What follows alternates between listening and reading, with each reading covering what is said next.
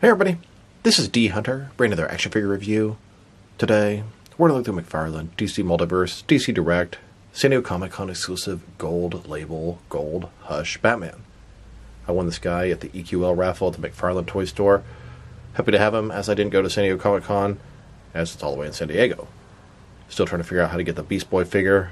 In the meantime, happy to have him, so let's take a look at the packaging. He's in the sort of page puncher style plastic clamshell. DC Direct, Gold Label, Batman. Here he is in the package. Looks like we have a display stand, collector's card, stand for the card maybe, one alternate hand, two batarangs, and then a gold badass Batman. At the back, you can kind of see foil chrome gold version of Batman. And at the bottom, there's his barcode if it helps. So no further ado, let's open him up. Alright, now that we got this figure out of the package, here he is with all the accessories laid out. We have a display stand, a collector's card, 3 interchangeable hands, 2 batarangs, and then this large sort of display piece with a foil gold chrome version of the Hush Batman. Before I deload all that, let's talk about and check out the figure. So this is Batman from the comic storyline Hush, and this is the San Diego Comic-Con exclusive all gold version. Not from the comics, just a cool looking action figure. It's done in the Hush body, which is also used for 3 Jokers and Year 2 Batman. Kind of a big Batman body, but it looks pretty good with the other McFarlane figures. So let's take a closer look. Start with his head here. So the black part is very glossy. He's got white lenses in the eyes, semi-length on the ears. Looks pretty good. The head and neck is one solid piece, which makes head swapping pretty hard. He's got the large bat symbol, shiny gold suit, looks pretty cool. Double jointed elbows, double jointed knees, cape going to the side, that familiar signature Hush look. I like it. It's a pretty cool variant. This is the kind of stuff you should offer San Diego Comic-Con. Something that looks cool, but is not necessary for the collection. Perfect exclusive. And a closer look at his face and head sculpt. Stern expression. I like the ears. I like the sculpting of the brow of the cowl. It looks pretty good. One thing that sort of bothers me is the super glossy paint on the cowl. The cape doesn't quite have that, and it looks a little weird. And then, here's the figure, broken down as far as he can go, with all of his removable parts detached. Now let's check out his accessories, and let's start off with the boring stuff. Here's his display stand, a typical McFarlane display stand we've seen plenty times before. They're putting the classic DC logo on there, and I like that. Next, we have his collector's card. As you can see, it's a gold version of Batman, standing on a gargoyle on top of Gotham. On the back side, there is a description. If you want to read that, pause now. Then we have the sort of display piece that's going to go behind your figure. So it's about the size of a comic book, foil chrome gold Hush Batman. On the other side, we have the colored version of this image from the Hush storyline. Very cool to have both options to display behind your figure. Then we have this display stand that this comic replica will attach to. This comes in 3 separate pieces. When put together, it looks like this. We have the traditional Batman symbol on the front. You'd think they would have used the sort of Hush style symbol. You can see where the sort of comic replica will insert between these pieces.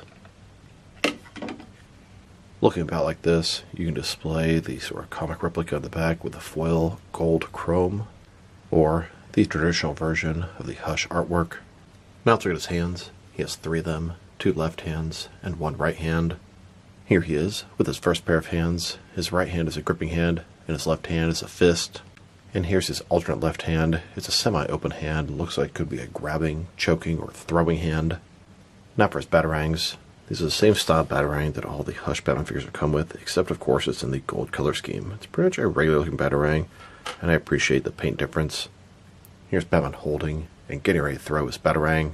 Now we'll check out the differences, similarities, and reuse between this gold version of the Hush Batman and the original blue and gray version. It is 100% the same figure, same sculpt, same articulation, so let's take a look. We got blue cowl, black cape, blue cape, gray suit, gold suit. They both have the large black bat symbol.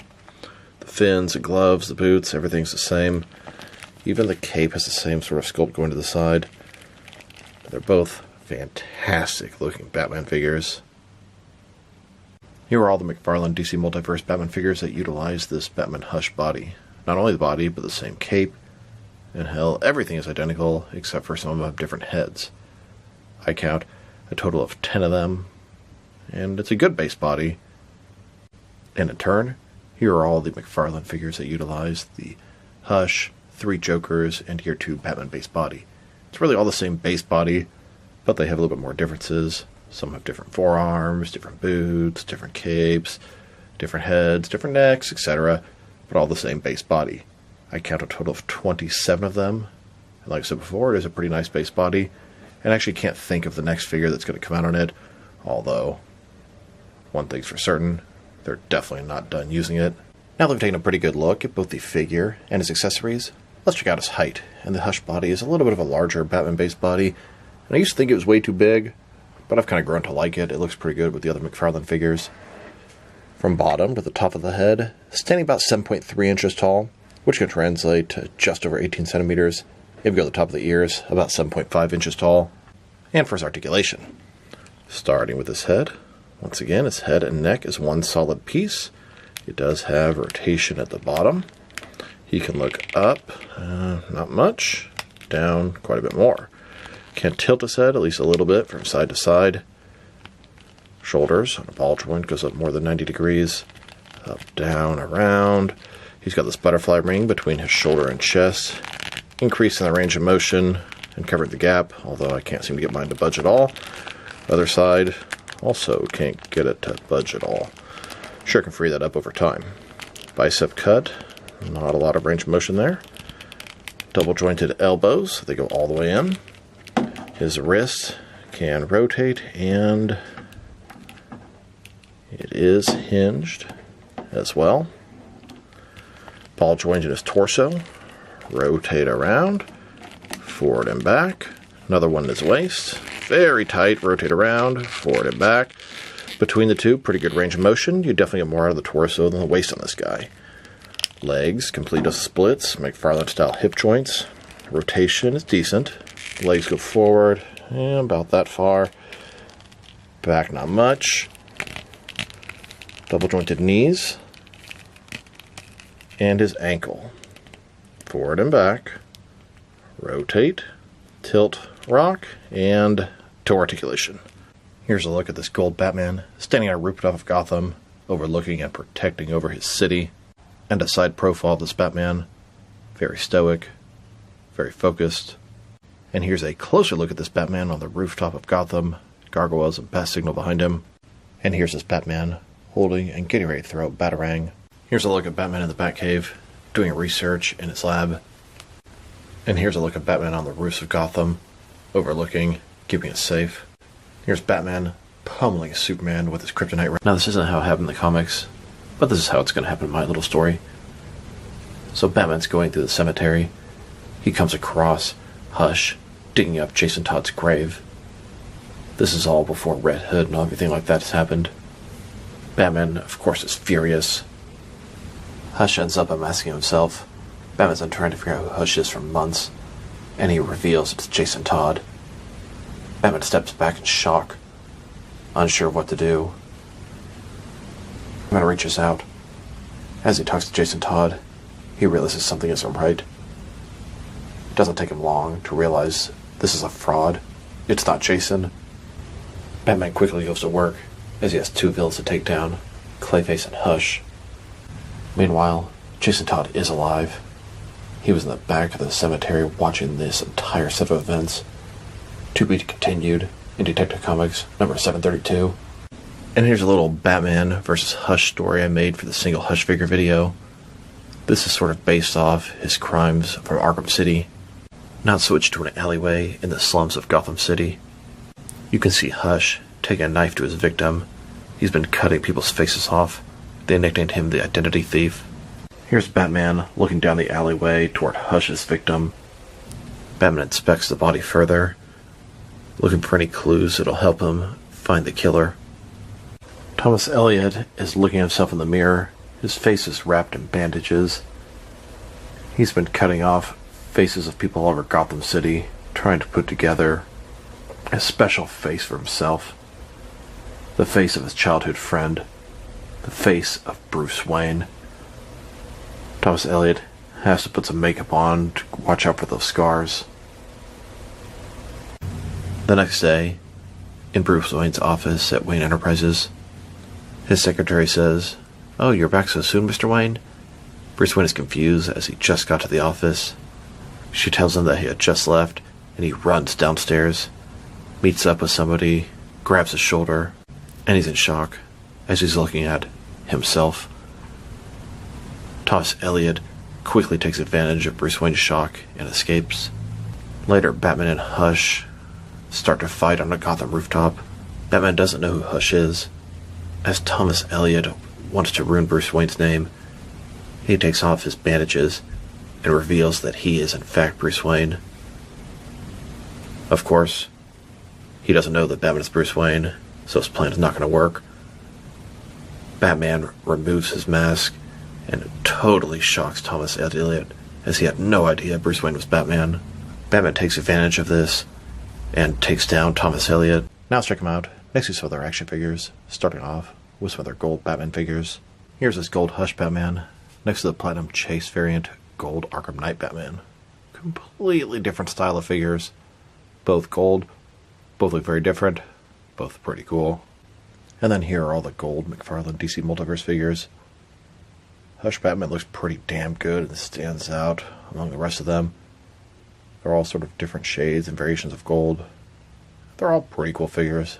Hush Batman might be the visually best one of them all. Here he is, next to the bronze Platinum Chase variant of the Arkham Asylum Batman. Not gold, but bronze, and similar in some ways. And here, with NECA's Batman, counter homage, Tech Shield Batman. Both have gold suits, both pretty badass. Even look at their belts, very similar. It almost feels like this is a Tech Shield homage figure, but I don't believe it is. I mean, the cowl is black, the cape is black, the gloves are black, the boots are black, and then the belt is mostly black except for the middle, which is gold. Very similar. McFarlane's Nightmare figures also have the sort of gold and black vibe to them. Not too different from the Hush, but not too similar either. And then the Patina subline also has some similarities. They're not gold, but they have sort of a bronze, copper, worn metal look to them.